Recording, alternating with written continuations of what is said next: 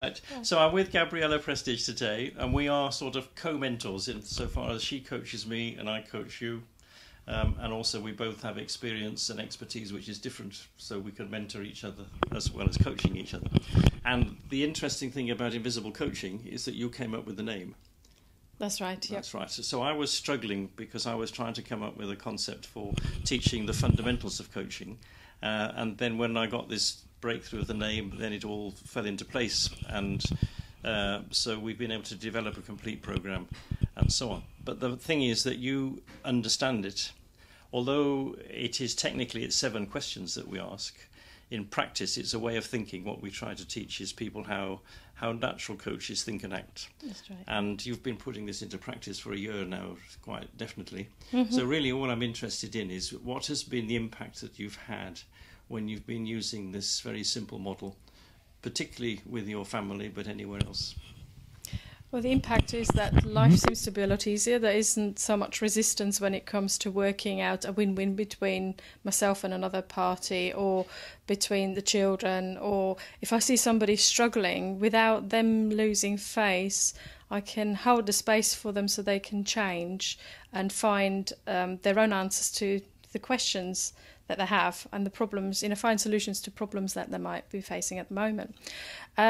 Generally, it's been a lot more fun simply because when I interact, the questions, after you've practiced them, you find your own way of expressing them, and you learn to link in with the other person. You create the rapport, you establish rapport, and it's like a dance, whereas like when you learn to dance, for example, you learn the steps first and it's very robotic. And it's the same with this. It becomes easier with time and it becomes a flow. And then at the end of it now, I don't even think about it anymore. No. And that's exactly what it is we're trying to achieve.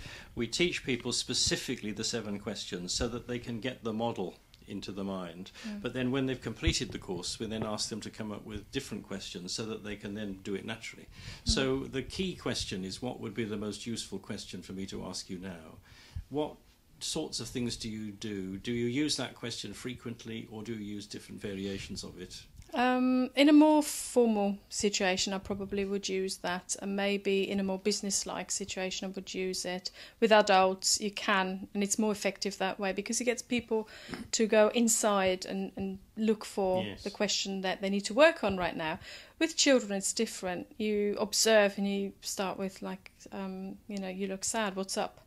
So that could be an alternative to, what will be the most useful question to ask for me right now. So it's finding out what works, because we have different backgrounds. People will, when you learn this, you'll apply it in your own way and your personality comes into it. And you'll also learn to listen with the whole of your body, and when you create the rapport, what the other person needs, what kind of language you need to pick.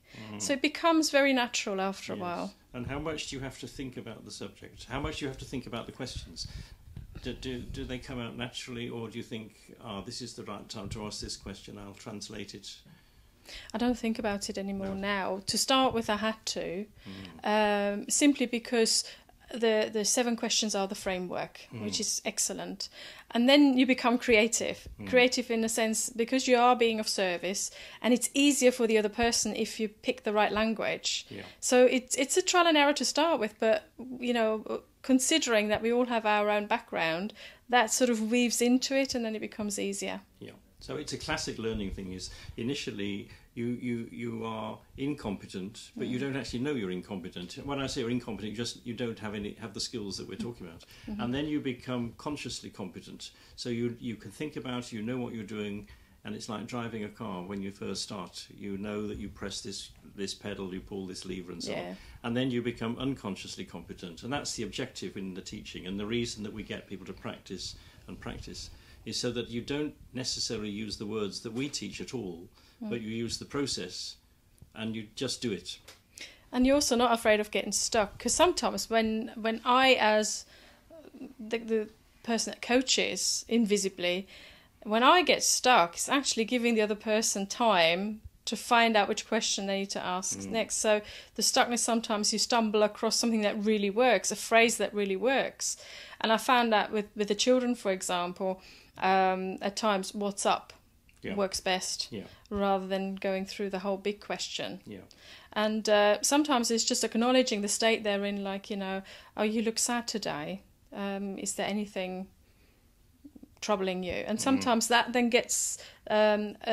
it's a question before the question, almost. Yes. So, and then you can go in, what would be the most useful question for me to ask you right now? So it's experimenting with it, and the flow comes naturally. And, you know, the most important thing is to have fun with it, really. Because if somebody, what we've done on one of the courses is we asked on day 2, has anybody noticed me coaching them the day before? And none of them put their hand up. And that's how I know I've actually done my job. Yes. Because that's what this is here to do. Right. So we're teaching coaching on a credit card because it'll fit on the credit card. I haven't got it with me now. But the thing about invisible coaching is that nobody knows you're doing it. And the really success thing is when even you don't know you're doing it. Yes, and that's where you caught me out, because at times you're natural at this and I'm going, I really don't know what I'm doing anymore. And it becomes a way of life, really. Yeah. So what's the biggest advantage of using this approach? The biggest advantage is that relationships become smoother, and I don't have to work hard at helping somebody else find solutions because they have it in themselves. They know themselves. It's just holding the space and guiding them with those 7 questions to find their own answers. So that's what made it really easy. And if there's a conflict between 2 people, for example, you help them put themselves into different shoes, so to speak. And again, they can find their own answers and they can create a win-win. And this is the really, really useful thing, is that there is a win-win at the end of it. Yeah, and you don't need to have a model in your mind. You know, this is question 1, this is... Because when it comes down to it, you just ask them what to do next. That's right. It always puts it back to them. It's a really easy process. Yeah, good.